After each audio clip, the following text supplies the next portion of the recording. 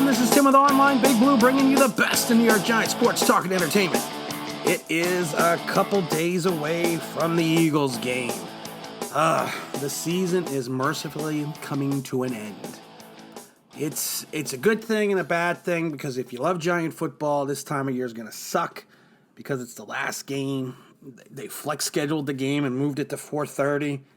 So it's going to make it more difficult for me to go to. But you know what? We're going to suck it up and see what we can do. Eagles, we hold their fate, basically in our hands. And you know what? I hope we crush them, and I hope that we knock them the hell out of the playoffs. But you know what? I hate Philadelphia just as much as I hate Dallas, so it's tough to say who and when or where do I want them to be out of the playoffs or not. But that's not what I want to talk about today. Quickly want to talk about, we did a video the other day, and we're talking about Leonard Williams. And the idea of tanking came up again. And we got into some heated comments with some people, only because of the fact that some people weren't quite understanding what we were talking about. In our opinion, in my opinion specifically, tanking doesn't work. I can't specifically think of one team in the NFL that tanked for a higher draft pick that was immediately good the next year, or was immediately good the next 3 years after. I use the analogy of the Sixers in basketball because I go to a lot of Sixer games and I go to a lot of Knicks games. Sixers tanked for about 5 years, and what's funny thing about the Sixers tank was, actually it was longer than 5, it was almost like 7 years. Out of the 6-7 picks, number one picks the Sixers have, 2 of them really only hit. You got Joel Embiid and you got Ben Simmons. Those are the 2 that really hit. Okafor was a mess. All the other picks were a mess. So, I know which is Nerlens Noel was a mess. So there's no guarantee that if you tank, you're going to improve. And when you're tanking in football, you're tanking with a 53-man roster. Okay, one player on a 53-man roster, if you're a bad team, is not going to help you get over the hump. Now, I can see if you're a good team who had a bad season and you tanked the last couple weeks to get a higher draft choice because you know you're going to be good next year, sure, that might work.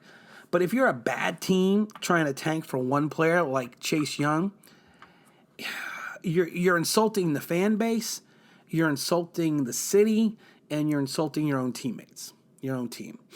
Because it just doesn't work in the NFL. I defy someone to point out a team that tanked in the NFL and was good the next year, or was a good 2-3 years later.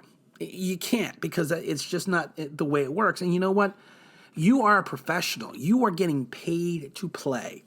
So these players, even on these bad teams such as the Giants, aren't going to tank just because they're going to go for a draft choice. They're not going to tank because of the fact that they're looking at maybe their NFL livelihood for next year. They're looking at, maybe I'm on a 1-year contract, and like Marcus Goldman, I'm on a 1-year contract. So if I get 10, 11 sacks, 12 sacks this season, I can get a big payday next year. Or you got someone like, Antonio Bethea. He's trying to play for his NFL life. I believe he's got 1 more year left on the contract, but he could easily be cut.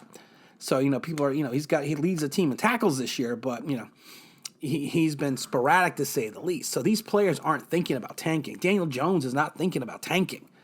These people, like I said, these people are professionals. It's the fans and their idiotic comments that, we need to tank to get Chase Young.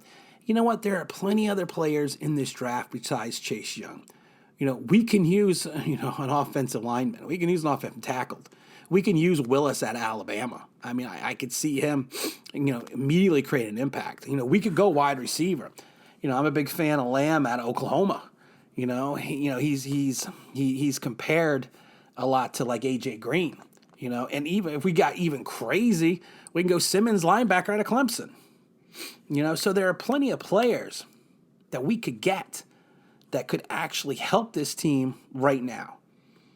So tanking for 2 picks in the draft for a player that we hope is fantastic, to me, it just never made sense. And it's never made sense, in the NFL. Chase Young. Everyone, I'm not a big fan of Chase Young. I was a huge fan of Josh Allen. I think we see how that's playing out. Chase Young, to me, after he came back from his issue, has never been the same player. And I don't know why, but he does not have the same impact on the field. He reminds me of Clowney when he came out of South Carolina. Clowney came out of South Carolina after he had that one big hit. You know, he was a good player. Don't get me wrong. He was an elite talent, but that one hit on the running back, blew him up into the stratosphere. And you know what? When he came out, I even say, you know what? I think he's great in college, but he disappeared in a lot of games over in South Carolina. So you know what? How is that going to translate into the NFL? He went to the Texans, playing opposite of J.J. Watt when he was healthy. And you know what? He still didn't show that elite talent, that elite burst. I mean, he was a good player, but he was not an elite pick. And it's the same thing when he went over to Seattle. He's played extremely well in Seattle. He's playing better in Seattle than he played in with the Texans. But still, I don't see him being that elite pick. So, in my mind, you want to tank for one player. You're doing yourself a disservice as a team, as an organization. And that's why teams don't, I don't really think NFL GMs are sitting around there going, you know what, we need the tank, we need the tank, we need Chase Young, we need the tank. No, you're looking, you know what, the draft is crapshoot. Who the hell thought Daniel Jones was going at 6 ahead of Josh Allen? It's who thought Dwayne Haskins was going to fall all the way down to the Redskins? You don't know what you're going to get. You do not know what is going to happen on draft day. Josh Allen, to me, falling all the way down to 6 was the craziest thing I've ever seen, especially for his talent. You could see his talent. You could see he's a difference maker. There's just something about Josh Allen. And I'm never going to sit there and fault the Giants for taking Daniel Jones because you know what? Dave Gettleman went and got his quarterback. That was his vision, and right now it's paid off. What's going to happen in season 2? It could be a Baker Mayfield and he can regress. We don't know. He could be a Peyton Manning and blow up. We don't know. But you know what? You can't fault Gettleman for going and getting his guy. And that, and that's the situation. Like I said, the Dexter Lawrence pick. Dexter Lawrence has had a good rookie season. He's a good run stopper, but he's not getting the inside push on the pass rush. We talked about this a million times. And he is one of the reasons we went out and got Leonard Williams. Because of the fact that, honestly, you know what? He's not getting the interior rush. So, like Gettleman thought. So we need someone who's going to help them get the interior rush. And people are like, wow, when we go back to the 4-3, we don't play. This was another video we did. We don't play the 3-4. We play a hybrid defense. So, and we've gone through all this, and we're not going to get into it. That we play basically, I think it was less than 20% of an actual 3-4 defense. So, that's neither here nor there. But like I said, tanking doesn't work. Tanking especially doesn't work in the NFL. These guys are professionals. They're trying to get the paycheck. It's like if you go to your job and say, you know what, I'm only going to give 60% of the effort today. And I hope, hope at the end of the season, hope at the end of the year I get fired so maybe I can go get a better job. You don't do that. So, quickly with the Eagles game, I hope the Giants win. I see them losing. I see it being another... I don't even see it being a close game, to be honest. I see the Eagles blowing us out like 35-14, 35-17. Doug Peterson seems to have, Shermer's number. So I'm hoping we're wrong. I'm hoping I'm wrong on that. But I see the season ending on a sour note. I think everyone has seen the comments by Tish saying that he wants a complete overhaul of not only the front office, but of the coaching staff itself. So, let's see where we kind of go from there at the end of the season. I don't know. After the game, we are going to, of course, do a season closeout and a little bit of a farewell to Eli Manning.